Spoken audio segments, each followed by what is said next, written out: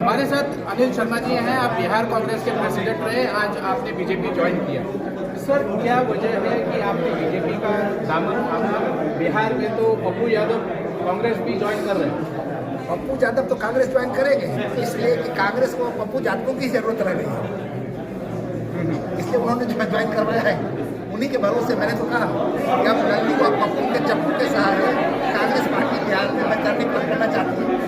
तो कांग्रेस पार्टी का क्या वजूद है? आपको क्या लगता है बिहार झारखंड के आप बहुत पहले आप नजर रखते हैं, क्या वजह है कि कांग्रेस में ये हालत हो रही है, या क्या एक्सपेक्टेशन है कांग्रेस की बिहार और झारखंड में? मुझे लगता है झारखंड की बात तो मैं बहुत ज़्यादा नहीं कर सकता, लेकिन मुझे नहीं लगता है कि बिहार में कांग्रेस को एक भी पार्लियामेंट्री सीट इस बार मिलने वाली है।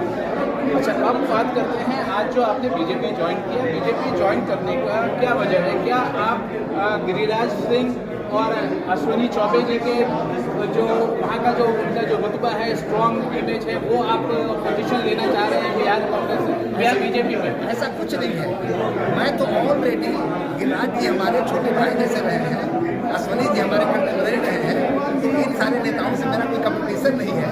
और मैं भारतीय जनता पार्टी में कोई अपेक्षा के साथ नहीं आया हूँ। मैं विचारधारा से प्रभावित होकर आया हूँ, सोच से प्रभावित होकर आया हूँ। और अब सनातन के माध्यम से वहाँ पर मैं कांग्रेस के माध्यम से एक परिवार की सेवा कर रहा था, अब सनातन के माध्यम से बीजेपी के माध्यम से सनातन और देश की सेवा करना चाहता हूँ। बीजेपी में ये माना जाता है कि वो सोशल इंजीनियरिंग करती है।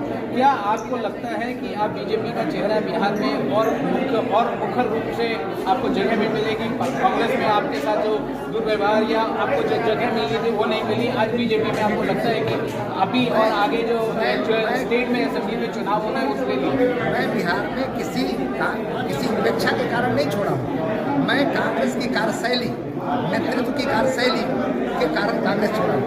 और इसलिए भारतीय जनता पार्टी में मैं कोई अपेक्षा से नहीं आया हूँ। न मैं असेंबली का उम्मीदवार हूँ, न मैं पार्लियामेंट का उम्मीदवार हूँ, न मैं कोई पद का दावेदार हूँ। मैं आया हूँ विचारधारा से प्रभावित होकर के, क्योंकि स्वाभाविक है कि हम विचार से, सोच से सनातनी हैं और सनातनी के रूप में ही दुनिया को अलविदा कहना चाहते हैं। हम देखते हैं कि लाजमी तौर पर एक सुनियोजित साजिश के तहत सनातन को कमजोर करने की, सनातन को खत्म करने की साजिश चल रही है। और इस देश में जो दो धारा की बात करते हैं, राहुल गांधी की विचारधारा की बात करते हैं, तो राहुल गांधी सनातन मिटाने वाले की विचारधारा का रिप्रेजेंट करते हैं, और भारतीय जनता पार्टी सनातन को बचाकर देश को मजबूत करने की विचारधारा को रिप्रेजेंट करती है। और इसीलिए मैंने भारतीय जनता पार्टी को प्रेफर किया है और सदस्यता लिया है। राहुल गांधी जी जब बिहार में भारत जोड़ो यात्रा पे थे तो उन्होंने ये कहा था कि देखिए कितनी भीड़ उमड़ रही है और कितना बड़ा हमारा कांग्रेस और इंडिया अलायंस का सपोर्ट बेस बढ़ता जा रहा है। अरे भाई, ऐसा है, जिस प्रदेश की आबादी 10 करोड़ से ज़्यादा है, वहाँ पर किसी की मीटिंग में 15,000 20,000 लोग आ जाते हैं, तो ये कौन बड़ा पार्टिसिपेशन पब्लिक है? ये तो कोई पार्टिसिपेशन नहीं है। और अगर पार्टिसिपेशन होता तो कैसे कांग्रेस का वहाँ पर नोटा से भी कम वोट आ रहा है कांग्रेस के उम्मीदवारों को? पिछले दिनों बाई इलेक्शन हुआ था, उस बाई इलेक्शन में नोटा से भी कम वोट आया कांग्रेस के।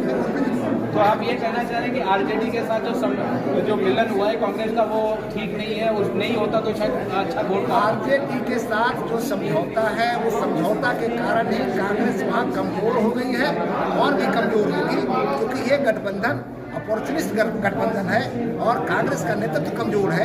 इसलिए उसको डिपेंडेंस चाहिए, उसको पराश्रित होना है, वो पैरासाइट की भूमिका में रहना चाहता है। इसलिए बिहार में कांग्रेस का कोई भविष्य नहीं होने वाला।